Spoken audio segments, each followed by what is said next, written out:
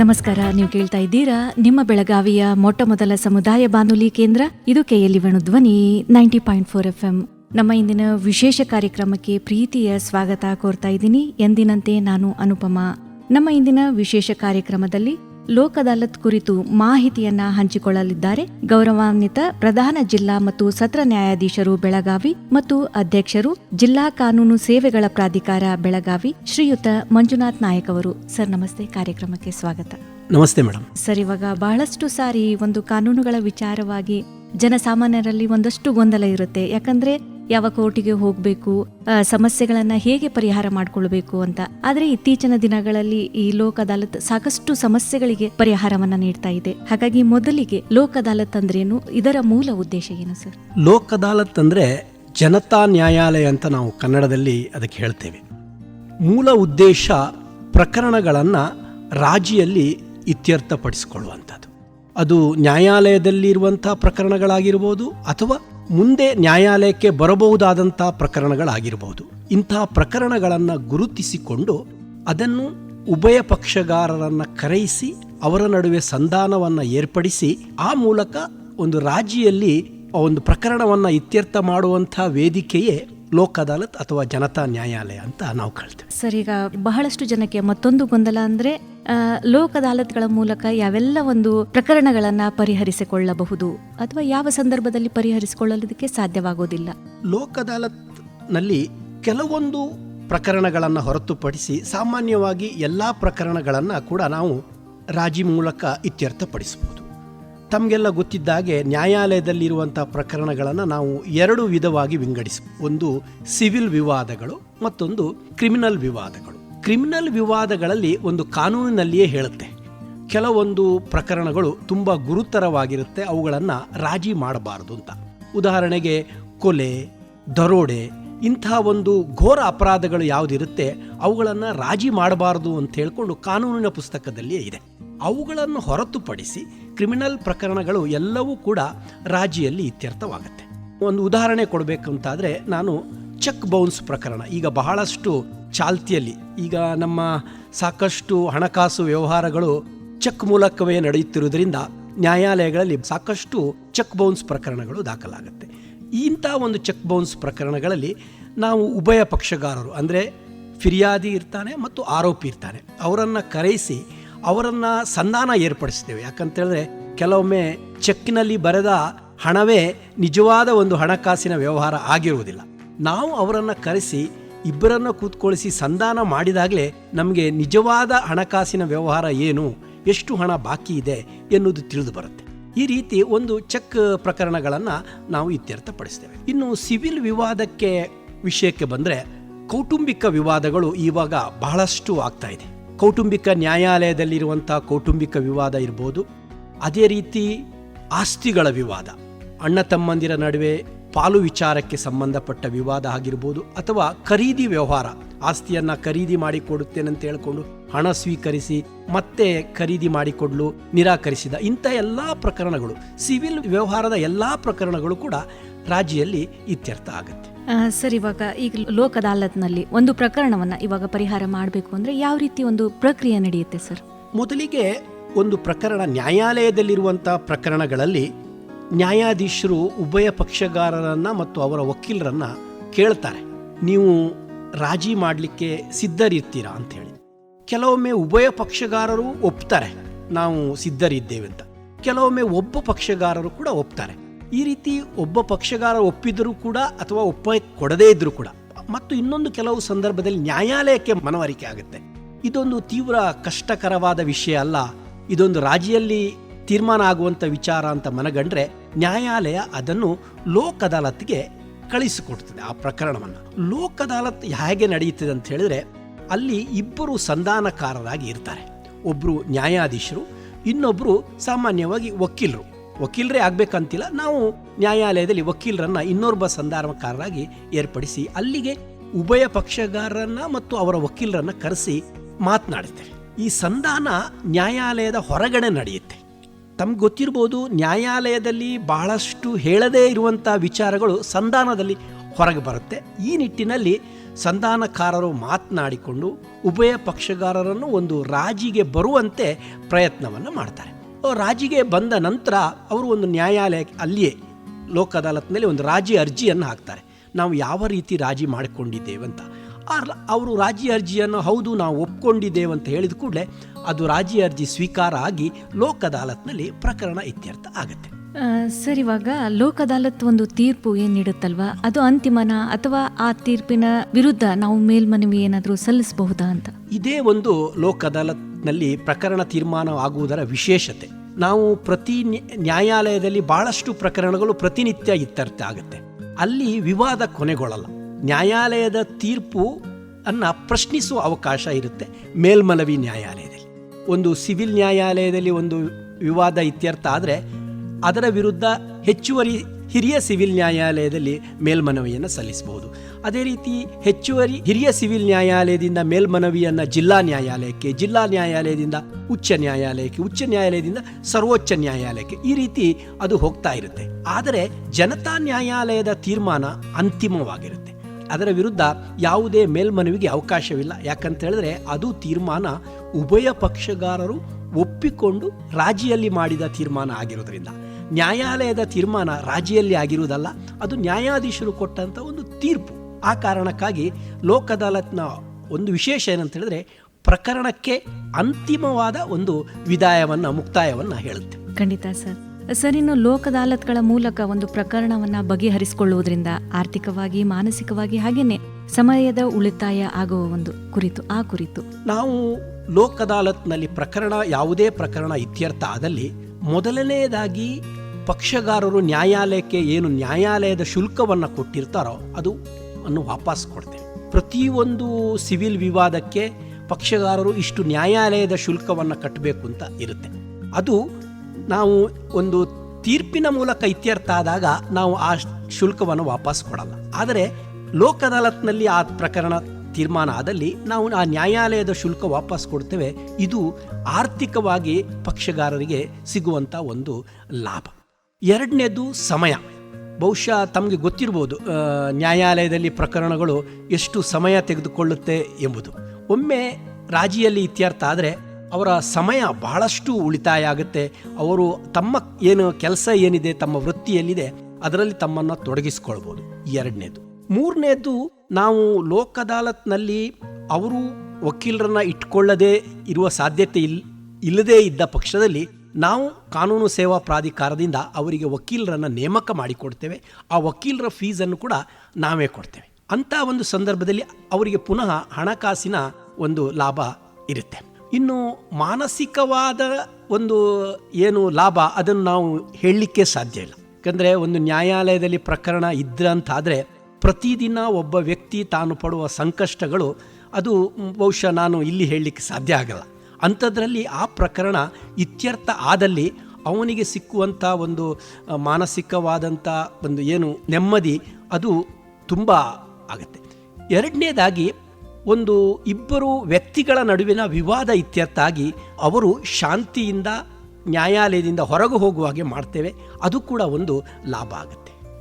Sir, ಇನ್ನು ಮುಂಬರುವ ಈ ಒಂದು ಲೋಕ ಅದಾಲತ್ಗಾಗಿ ಜಿಲ್ಲಾ ಕಾನೂನು ಸೇವೆಗಳ ಪ್ರಾಧಿಕಾರ ಬೆಳಗಾವಿ ಜಿಲ್ಲೆಯಾದ್ಯಂತ ಯಾವ ರೀತಿಯ ಒಂದು ಸಿದ್ಧತೆಯನ್ನ ಮಾಡ್ಕೊಳ್ತಾ ಇದೆ ಅಂತ? ತಮಗೆ ತಿಳಿದಿರುವಂತೆ ನಾವು ಈ ವರ್ಷದ ಕೊನೆಯ ಲೋಕ ಅದಾಲತ್ತನ್ನು ನಾಡಿದ್ದು ಡಿಸೆಂಬರ್ 13ನೇ ತಾರೀಕು 2ನೇ ಶನಿವಾರದಂದು ಮಾಡಲಿಕ್ಕಿದ್ದೇವೆ. ಬೆಳಗಾವಿ ಜಿಲ್ಲಾ ನ್ಯಾಯಾಲಯದಲ್ಲಿ ಮಾತ್ರವಲ್ಲ, ಬೆಳಗಾವಿಯ ಎಲ್ಲ ತಾಲೂಕು ನ್ಯಾಯಾಲಯದಲ್ಲಿ ಜಿಲ್ಲಾ ಕಾನೂನು ಸೇವಾ ಪ್ರಾಧಿಕಾರ ಮತ್ತು ತಾಲೂಕು ಕಾನೂನು ಸೇವಾ ಪ್ರಾಧಿಕಾರದ ಅಡಿಯಲ್ಲಿ ನಾವು ಲೋಕ ಅದಾಲತ್ಗಳ ಮೂಲಕ ಪ್ರಕರಣವನ್ನು ಇತ್ಯರ್ಥ ಮಾಡಲಿಕ್ಕೆ ಸಾಕಷ್ಟು ತಯಾರಿಯನ್ನು ಮಾಡಿದ್ದೇವೆ. ಮೊದಲನೇದಾಗಿ ಯಾವ ಯಾವ ಪ್ರಕರಣಗಳು ಇತ್ಯರ್ಥ ಆಗಬೇಕು ಎನ್ನುವುದನ್ನು ನಾವು ಗುರುತು ಮಾಡಿಕೊಟ್ಟಿದ್ದೇವೆ. ಅದೇ ರೀತಿ ಆ ಪ್ರಕರಣಗಳಿಗೆ ಸಂಬಂಧಪಟ್ಟಂಥ ಪಕ್ಷಗಾರರಿಗೆ ನಾವು ಈಗಾಗಲೇ ನೋಟಿಸ್ಗಳನ್ನೆಲ್ಲ ಕಳಿಸಿದ್ದೇವೆ. ನಾವು ಲೋಕ ಅದಾಲತ್ ಮಾಡ್ತಾ ಇದ್ದೇವೆ, ರಾಜಿಯ ಮೂಲಕ ಬನ್ನಿ ಅಂತ. ಇನ್ನು ಆ ದಿನ ಲೋಕ ಅದಾಲತ್ನಲ್ಲಿ ಯಾರ್ಯಾರು ಸಂಧಾನಕಾರರಾಗಿ ಕುಳಿತುಕೊಳ್ಳುತ್ತಾರೆ ಎನ್ನುವ ಬಗ್ಗೆ ಕೂಡ ಪೂರ್ವ ತಯಾರಿಯನ್ನು ನಾವು ಮಾಡಿಕೊಂಡಿದ್ದೇವೆ. ಇನ್ನು ಪ್ರಕರಣಗಳು ಹಲವಾರು ಬ್ಯಾಂಕ್ ಪ್ರಕರಣಗಳಿರ್ಬೋದು, ಅಥವಾ ಮೋಟಾರ್ ವಾಹನ ಕಾಯ್ದೆ ಅಡಿಯಲ್ಲಿನ ಪರಿಹಾರ ಪ್ರಕರಣಗಳಿರ್ಬೋದು.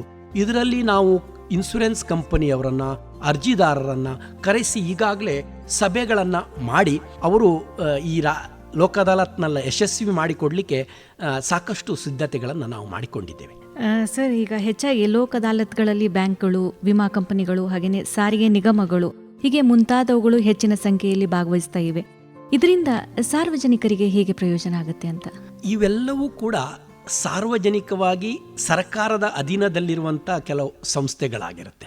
ನಾವು ಬ್ಯಾಂಕಿನ ಪ್ರಕರಣಗಳನ್ನು ಯಾವುದೇ ಒಂದು ರಾಜಿಯಲ್ಲಿ ಏರ್ಪಡಿಸಿದಾಗ ಈ ರಾಜಿಯಲ್ಲಿ ಸಾಕಷ್ಟು ಬಡ್ಡಿಯ ವಿಚಾರಕ್ಕೆ ಸಂಬಂಧಪಟ್ಟಂತೆ ಅವರ ಹಣಕಾಸು ಸಾಲ ಪಡ್ಕೊಂಡಿರ್ತಾನೆ. ಸಾಲ ಪಡೆದುಕೊಂಡಿರುವುದು ಎಲ್ಲರಿಗೂ ಒಪ್ಪಿಗೆ ಇರುತ್ತೆ, ಆದರೆ ಅವರ ನಡುವಿನ ವಿವಾದ ಬಡ್ಡಿಗೆ ಸಂಬಂಧಪಟ್ಟಂತೆ ಮಾತ್ರ ಇರುತ್ತೆ. ಇಂಥ ಸಂದರ್ಭದಲ್ಲಿ ನಾವು ಬ್ಯಾಂಕಿನವರಿಗೆ ಸ್ವಲ್ಪ ಬಡ್ಡಿಯಲ್ಲಿ ಅವರಿಗೆ ಸ್ವಲ್ಪ ವಿನಾಯಿತಿಯನ್ನು ಕೊಡುವ ನಿಟ್ಟಿನಲ್ಲಿ ಒಂದು ಪ್ರಯತ್ನವನ್ನು ಮಾಡ್ತೇವೆ. ಈ ರೀತಿ ಬಡ್ಡಿಯಲ್ಲಿ ವಿನಾಯಿತಿಯನ್ನು ನಾವು ಬ್ಯಾಂಕಿನವರಿಗೆ ಕೊಡ್ತೇವೆ. ಅದೇ ರೀತಿ ಬ್ಯಾಂಕಿನವರಿಗೆ ಈ ರಾಜಿಯಲ್ಲಿ ಇತ್ಯರ್ಥ ಆದಾಗ ನ್ಯಾಯಾಲಯದ ಶುಲ್ಕ ವಾಪಸ್ಸು ಬರುವುದರಿಂದ ಬ್ಯಾಂಕಿನವರಿಗೂ ಲಾಭ ಆಗುತ್ತೆ, ಅದರ ಲಾಭ ಪಕ್ಷಗಾರನಿಗೂ ಕೂಡ ಆಗುತ್ತೆ. ಇನ್ನು ಹಲವಾರು ಹಣಕಾಸು ಸಂಸ್ಥೆಗಳು ಕೂಡ ಅದೇ ರೀತಿ ಅವರಿಗೆ ಈ ಇತ್ಯರ್ಥ ಪ್ರಕರಣಗಳು ಬೇಗ ಇತ್ಯರ್ಥ ಆದಷ್ಟು ಅವರಿಗೆ ಅವರ ಹಣಕಾಸಿನ ಏನು ಇದೆ ಅದೆಲ್ಲ ಬಂದುಬಿಡೋದ್ರಿಂದ ಅವರಿಗೂ ಕೂಡ ಸಾಕಷ್ಟು ಇದರಿಂದ ಲಾಭ ಆಗುತ್ತೆ. ಸರ್, ಈ ಒಂದು ಬೆಳಗಾವಿ ಜಿಲ್ಲಾ ಕಾನೂನು ಸೇವಾ ಪ್ರಾಧಿಕಾರ ಯಾವ ಒಂದು ಪ್ರಮುಖ ಕಾರ್ಯಗಳನ್ನು ನಿರ್ವಹಿಸ್ತಾ ಇದೆ, ಅದು ಸಾರ್ವಜನಿಕರಿಗೆ ಯಾವ ರೀತಿ ಸಹಾಯ ಆಗ್ತಾ ಇದೆ ಅಂತ? ಈ ಕಾನೂನು ಸೇವಾ ಪ್ರಾಧಿಕಾರ ಮುಖ್ಯವಾಗಿ ತನ್ನನ್ನು 3 ಚಟುವಟಿಕೆಗಳಲ್ಲಿ ತೊಡಗಿಸಿಕೊಂಡಿದೆ. ಒಂದು, ಕಾನೂನಿನ ಅರಿವು. ಈಗ ಬಹಳಷ್ಟು ನ್ಯಾಯಾಲಯದಲ್ಲಿರುವಂಥ ವಿವಾದಗಳಿಗೆ ಒಂದು ಮುಖ್ಯ ಕಾರಣ ಅಂತ ಹೇಳಿದರೆ ಕಾನೂನಿನ ಅರಿವು ಇಲ್ಲದೆ ಬಹಳಷ್ಟು ಜನರು ಸಂಕಷ್ಟಕ್ಕೆ ತೊಡಗಿರ್ತಾರೆ. ಆದ್ದರಿಂದ ನಾವು ನ್ಯಾಯಾಲಯಕ್ಕೆ ಪ್ರಕರಣಗಳನ್ನು ಬರದೇ ಆಗಿ ಇರಲು ಪ್ರಯತ್ನ ಮಾಡುವ ನಿಟ್ಟಿನಲ್ಲಿ ಮೊದಲನೇದಾಗಿ ನಾವು ಕಾನೂನಿನ ಅರಿವನ್ನು ಮೂಡಿಸ್ತೇವೆ. ಈ ರೀತಿ ಕಾನೂನಿನ ಅರಿವು ಕಾರ್ಯಕ್ರಮಗಳು ನಾವು ಬಹಳ ಕಡೆ ಏರ್ಪಡಿಸ್ತಾ ಇದ್ದೇವೆ. ಮುಖ್ಯವಾಗಿ ನಾವು ಇದರಲ್ಲಿ ವಿದ್ಯಾರ್ಥಿಗಳನ್ನು ಮತ್ತು ಯುವಜನರನ್ನು ದೃಷ್ಟಿ ಇಟ್ಕೊಂಡು ಕಾಲೇಜುಗಳಲ್ಲಿ, ಶಾಲೆಗಳಲ್ಲಿ ಇಂಥ ಕಾರ್ಯಕ್ರಮಗಳನ್ನು ಏರ್ಪಡಿಸ್ತೇವೆ. ಯಾಕೆಂದರೆ ಅವರು ನಮ್ಮ ದೇಶದ ಮುಂದಿನ ಪ್ರಜೆಗಳು. ಅವರನ್ನು ನಾವು ಕಾನೂನಿನ ಬಗ್ಗೆ ಶಿಕ್ಷಿತರನ್ನಾಗಿ ಮಾಡಿಕೊಂಡು ಅವರನ್ನು ಒಂದು ಒಳ್ಳೆಯ ಪ್ರಜೆಗಳನ್ನಾಗಿ ಬೆಳೆಸಿದರೆ ಇದರಿಂದ ಲಾಭ ಆಗ್ಬೋದು ಎನ್ನುವ ದೃಷ್ಟಿಯಿಂದ ನಮ್ಮ ಪ್ರಾಧಿಕಾರದ ಮೊದಲನೇ ಉದ್ದೇಶ ಕಾನೂನಿನ ಅರಿವು. ಎರಡನೇದು ಕಾನೂನಿನ ನೆರವು. ಇದು ಯಾರಿಗೆ ಕಾನೂನಿನ ನೆರವಿನ ಅವಶ್ಯಕತೆ ಇದೆಯೋ ಅವರಿಗೆ ಕಾನೂನಿನ ನೆರವನ್ನು ಒದಗಿಸುವುದು. ಯಾರ ವಾರ್ಷಿಕ ಆದಾಯ 3 ಲಕ್ಷಕ್ಕಿಂತಲೂ ಕಡಿಮೆ ಇದೆಯೋ ಅವರೆಲ್ಲರೂ ಕೂಡ ನಮ್ಮ ಕಾನೂನು ಸೇವಾ ಪ್ರಾಧಿಕಾರದಿಂದ ಕಾನೂನಿನ ನೆರವು ಪಡೀಲಿಕ್ಕೆ ಅರ್ಹರಾಗಿರ್ತಾರೆ. ನಾವು ಕಾನೂನಿನ ನೆರವು ಅಂತ ಹೇಳಿದರೆ ಅವರಿಗೆ ವಕೀಲರನ್ನು ನೇಮಿಸಿ ಕೊಡ್ತೇವೆ ಅವರ ಪ್ರಕರಣವನ್ನು ನಡೆಸಿಕೊಡಲಿಕ್ಕೆ, ಮತ್ತು ಕಾನೂನಿನ ಸಲಹೆಗಳನ್ನು ಕೊಡ್ತೇವೆ. ಯಾವುದಾದ್ರೂ ಒಂದು ವಿವಾದಕ್ಕೆ ಅವರು ಸಿಕ್ಕಿ ಹಾಕಿಕೊಂಡಲ್ಲಿ ಅದರಿಂದ ಅವರು ಏನು ಮಾಡಬೇಕು ಆ ಸಂದರ್ಭದಲ್ಲಿ ಎನ್ನುವುದರ ಬಗ್ಗೆ ಕಾನೂನಿನ ಸಲಹೆಗಳನ್ನು ಕೊಟ್ಟು ಈ ನಿಟ್ಟಿನಲ್ಲಿ ಅವರಿಗೆ ಕಾನೂನಿನ ನೆರವನ್ನು ಕೊಡ್ತೇವೆ. ಇನ್ನು ಮೂರನೇದಾಗಿ ನಾನು ಈಗಾಗಲೇ ಹೇಳಿದಂಗೆ ಲೋಕ್ ಅದಾಲತ್ಗಳ ಮೂಲಕ ನ್ಯಾಯಾಲಯದಲ್ಲಿ ಇರುವ ಪ್ರಕರಣಗಳನ್ನು ಮತ್ತು ನ್ಯಾಯಾಲಯಕ್ಕೆ ಮುಂದೆ ಬರಬಹುದಾದಂಥ ಪ್ರಕರಣಗಳನ್ನು ರಾಜಿಯಲ್ಲಿ ಸಂಧಾನ ಮೂಲಕ ಏರ್ಪಡಿಸುವುದು. ಈ ರೀತಿ 3 ಕಾರ್ಯಚಟುವಟಿಕೆಗಳನ್ನು ಮುಖ್ಯವಾದ ದೃಷ್ಟಿಯಿಂದ ಇಟ್ಕೊಂಡು ನಮ್ಮ ಪ್ರಾಧಿಕಾರ ಕಾರ್ಯನಿರ್ವಹಿಸ್ತಾ ಇದೆ. ಸರ್, ಇನ್ನು ಮಹಿಳೆಯರಿಗೆ, ಮಕ್ಕಳಿಗೆ, ಹಿರಿಯ ನಾಗರಿಕರಿಗೆ ಹಾಗೇನೆ ಅಂಗವಿಕಲರಿಗೆ ಅಂತಾನೆ ವಿಶೇಷವಾಗಿ ನೀಡಲಾಗುವ ಕಾನೂನು ಸೇವೆಗಳ ಬಗ್ಗೆ ತಿಳಿಸ್ಕೊಡಿ ಸರ್. ಬಹಳಷ್ಟು ಸರ್ಕಾರದ ಏನು ಕಾರ್ಯಕ್ರಮಗಳಿದೆ ಮಹಿಳೆಯರಿಗೆ ಸಂಬಂಧಪಟ್ಟಂತೆ ಮತ್ತು ಅಂಗವಿಕಲರಿಗೆ, ಅಲ್ಪಸಂಖ್ಯಾತರಿಗೆ, ದೀನದಲಿತರಿಗೆ ಸಂಬಂಧಪಟ್ಟಂಥ ಎಲ್ಲ ಸರ್ಕಾರದ ಕಾರ್ಯಕ್ರಮಗಳನ್ನು ನಾವು ಕಾನೂನು ಸೇವಾ ಪ್ರಾಧಿಕಾರದ ಮೂಲಕ ಅದನ್ನು ಜಾರಿಗೆ ತರುವಲ್ಲಿ ಪ್ರಯತ್ನ ಪಡ್ತಾ ಇದ್ದೀವಿ. ಈಗ ಉದಾಹರಣೆ ಕೊಡಬೇಕು ಅಂತಾದರೆ ಮಹಿಳಾ ಮತ್ತು ಮಕ್ಕಳ ಕಲ್ಯಾಣ ಇಲಾಖೆ ಇದೆ, ಅವರೊಂದಿಗೆ ನಾವು ಕೈ ಜೋಡಿಸಿ ಅವರ ಮೂಲಕ ಮುಖ್ಯವಾಗಿ ಈಗ ಬಹಳಷ್ಟು ಚಾಲ್ತಿಯಲ್ಲಿರುವಂಥ ಒಂದು ಪ್ರಕರಣಗಳಂದರೆ ಪೋಕ್ಸೋ ಪ್ರಕರಣಗಳು. ಇದರಲ್ಲಿ ಅಪ್ರಾಪ್ತ ವಯಸ್ಸಿನ ಹುಡುಗರು ಅಥವಾ ಹುಡುಗಿಯರು ಇದಕ್ಕೆ ಒಳಗಾಗ್ತಾರೆ. ಇವರಿಗೆ ನಾವು ಕಾನೂನಿನ ಬಗ್ಗೆ ಅರಿವನ್ನು ಮೂಡಿಸುವುದು ಅದನ್ನು ನಾವು ಏರ್ಪಡಿಸ್ತೇವೆ. ಅದೇ ರೀತಿ ಅಲ್ಪಸಂಖ್ಯಾತರಿಗೆ ಮತ್ತು ಅಂಗವಿಕಲರಿಗೆ ಏನಿದೆ ಸರ್ಕಾರದಿಂದ ಏನೆಲ್ಲ ಸೌಲಭ್ಯಗಳು ಸಿಗಬೇಕಾಗಿದೆ ಅದರ ಅರಿವನ್ನು ಕೂಡ ನಾವು ಕೊಡ್ತೇವೆ. ಸರ್, ಈಗ ಪೊಲೀಸ್ ಠಾಣೆಗಳಲ್ಲಿ ಒಂದು ಸ್ಥಾಪಿತವಾಗಿರುವಂಥ ಫ್ರಂಟ್ ಡೆಸ್ಕ್ ಕೌಂಟರ್ಗಳ ಬಗ್ಗೆ ಅದರ ಉದ್ದೇಶ ಏನು ಸರ್? ಯಾವ ಉದ್ದೇಶದಿಂದ ಅದನ್ನು ಸ್ಥಾಪನೆ ಮಾಡಲಾಯಿತು? ಅದು ಜನರಿಗೆ ಯಾವ ರೀತಿ ನೆರವಾಗುತ್ತೆ ಅಂತ?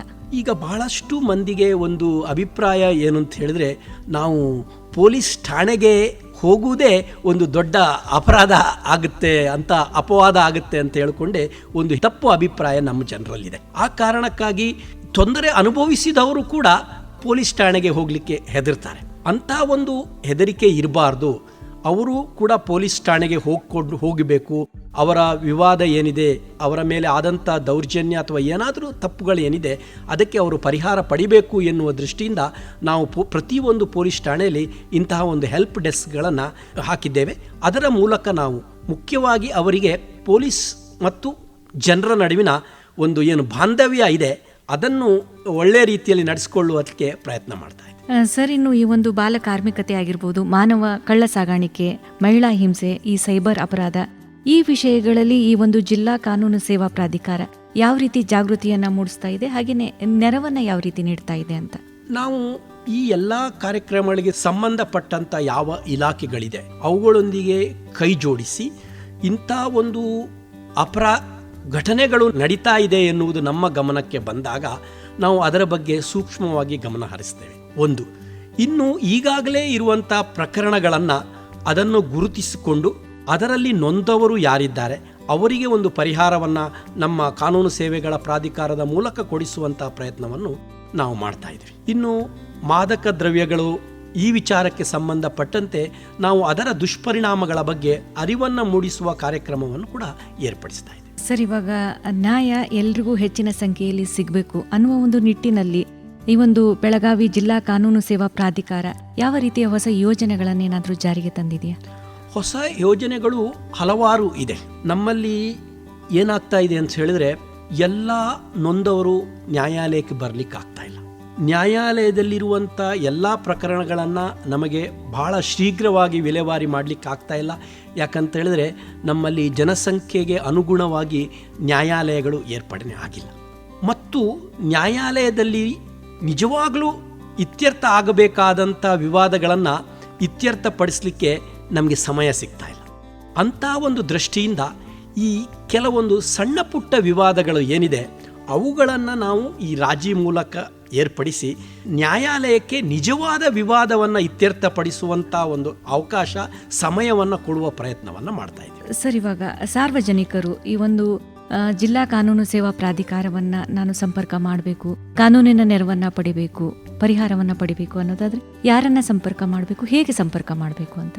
ಜಿಲ್ಲಾ ನ್ಯಾಯಾಲಯದ ಆವರಣದಲ್ಲಿ ಜಿಲ್ಲಾ ಕಾನೂನು ಸೇವಾ ಪ್ರಾಧಿಕಾರ ಇದೆ. ಅದಕ್ಕೆ ಸದಸ್ಯ ಕಾರ್ಯದರ್ಶಿಯವರು ಇರ್ತಾರೆ ಮತ್ತು ಅಲ್ಲಿ ಸಾಕಷ್ಟು ಸಿಬ್ಬಂದಿಗಳಿರ್ತಾರೆ. ಇನ್ನು ನಮ್ಮ ಜಿಲ್ಲೆಯ ಎಲ್ಲ ತಾಲೂಕು ಕೇಂದ್ರಗಳಲ್ಲಿ ನ್ಯಾಯಾಲಯದಲ್ಲಿ ತಾಲೂಕು ಸೇವಾ ಕಾನೂನು ಸೇವಾ ಪ್ರಾಧಿಕಾರ ಇರುತ್ತೆ. ಅಲ್ಲಿನ ನ್ಯಾಯಾಧೀಶರು ಅಲ್ಲಿಗೆ ಸದಸ್ಯ ಕಾರ್ಯದರ್ಶಿ ಆಗಿರ್ತಾರೆ. ಯಾರೂ ಒಬ್ಬರು ಕೂಡ ಅಲ್ಲಿಗೆ ಹೋಗಿಕೊಂಡು ಅವರ ಏನು ಸಮಸ್ಯೆ ಏನಿದೆ ಅದನ್ನು ಹೇಳ್ಬೋದು. ಅದೇ ರೀತಿ ನಾವು ಹೆಲ್ಪ್ಲೈನ್ ನಂಬರ್ ಕೂಡ ಕೊಡ್ತಾ ಇದ್ದೇವೆ. ಆ ಮೂಲಕ ಕೂಡ ತಾವು ನಮ್ಮನ್ನು ಸಂಪರ್ಕಿಸ್ಬೋದು. ಅಷ್ಟು ಮಾತ್ರ ಅಲ್ಲ, ಮನೆಯಲ್ಲಿ ಕುಳಿತುಕೊಂಡು ಕೂಡ ಒಬ್ಬ ವ್ಯಕ್ತಿ ಒಂದು ಪತ್ರದ ಮೂಲಕ ಕೂಡ ಅವರ ಸಮಸ್ಯೆಗಳ ಬಗ್ಗೆ ನಮ್ಮನ್ನು ಸಂಪರ್ಕಿಸ್ಬೋದು. ನಾವು ಅದಕ್ಕೆ ಸ್ಪಂದಿಸ್ತೇವೆ. ಸರ್, ಇವಾಗ ತಾವು ಹೇಳಿದ್ರಿ ಹೆಲ್ಪ್ಲೈನ್ ಇದೆ ಅಂತ. ಆ ಹೆಲ್ಪ್ಲೈನ್ ನಂಬರು 1510. ಇದು ನಮ್ಮ ಕಾನೂನು ಸೇವಾ ಪ್ರಾಧಿಕಾರದ ಹೆಲ್ಪ್ಲೈನ್ ನಂಬರ್ ಆಗಿರುತ್ತೆ. ಎಲ್ಲರೂ ಕೂಡ ತಾವು ಈ ಒಂದು ನಂಬರ್ನ ಮೂಲಕ ನಮ್ಮನ್ನು ಸಂಪರ್ಕಿಸಬಹುದು. ಖಂಡಿತ ಸರ್. ಸರ್, ಕೊನೆಯದಾಗಿ ನಮ್ಮ ಬೆಳಗಾವಿ ಜನತೆಗೆ ಯಾವ ಒಂದು ಕಿವಿ ಮಾತನ್ನು ಹೇಳಲಿಕ್ಕೆ ಇಷ್ಟಪಡ್ತೀರಾ? ಯಾವ ಒಂದು ಸಲಹೆಯನ್ನ ನೀಡಲಿಕ್ಕೆ ಇಷ್ಟಪಡ್ತೀರಾ? ಸಲಹೆ ಅಂತ ಅಲ್ಲ, ಇದು ನನ್ನ ಕೋರಿಕೆ ಕೂಡ. ದಯವಿಟ್ಟು ಒಂದು ಈ ನಮ್ಮ ಕಾನೂನು ಸೇವಾ ಪ್ರಾಧಿಕಾರದ ಏನು ಕಾರ್ಯಚಟುವಟಿಕೆಗಳು ಇದೆ ಇದಕ್ಕೆ ಸಹಕಾರವನ್ನು ಕೊಡಿ, ನಮ್ಮನ್ನು ನೀವು ಉಪಯೋಗಿಸಿಕೊಳ್ಳಿ ಅಂತ ನಾನು ಈ ಸಂದರ್ಭದಲ್ಲಿ ಹೇಳ್ತಾ ಇದ್ದೇನೆ. ಅದೇ ರೀತಿ ನಾಡಿದ್ದು ಲೋಕ ಅದಾಲತ್ ಇದೆ. ಈ ಒಂದು ಲೋಕ ಅದಾಲತ್ನ ಸದುಪಯೋಗವನ್ನು ಎಲ್ಲರೂ ಕೂಡ ಪಡ್ಕೊಳ್ಬೇಕು. ಅದೇ ರೀತಿ ನಮ್ಮ ಈ ಕಾನೂನು ಸೇವಾ ಪ್ರಾಧಿಕಾರದ ಕಾರ್ಯಚಟುವಟಿಕೆಗಳ ಬಗ್ಗೆ ತಮ್ಮ ಬಾನುಲಿಯ ಮೂಲಕ ನಮಗೆ ಪ್ರಚಾರ ಮಾಡಲಿಕ್ಕೆ ಅವಕಾಶ ಕೊಟ್ಟಿದ್ದಕ್ಕಾಗಿ ನಾನು ಜಿಲ್ಲಾ ಕಾನೂನು ಸೇವೆಗಳ ಪ್ರಾಧಿಕಾರದ ಪರವಾಗಿ ತಮಗೆ ವಂದನೆಗಳನ್ನು ಸಲ್ಲಿಸ್ತೇನೆ. ಖಂಡಿತ ಸರ್. ಸರ್, ಕಾನೂನು ಸೇವಾ ಪ್ರಾಧಿಕಾರಗಳ ಬಗ್ಗೆ ಜೊತೆಗೆ ಲೋಕ ಅದಾಲತ್ನ ಬಗ್ಗೆ ಸಾಕಷ್ಟು ಮಾಹಿತಿಯನ್ನು ಹಂಚಿಕೊಂಡ್ರಿ. ಧನ್ಯವಾದಗಳು ಸರ್. ಧನ್ಯವಾದಗಳು.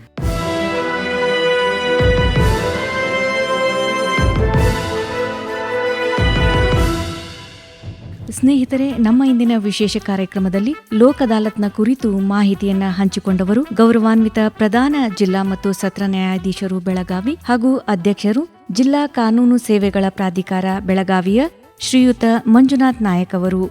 ಮತ್ತೊಂದು ಕಾರ್ಯಕ್ರಮದೊಂದಿಗೆ ಮತ್ತೆ ಭೇಟಿ. ಹೀಗೆ ಕೇಳ್ತಾ ಇರಿ, ಇದು KLE ವೇಣುಧ್ವನಿ 90.4 FM. ನಮಸ್ಕಾರ.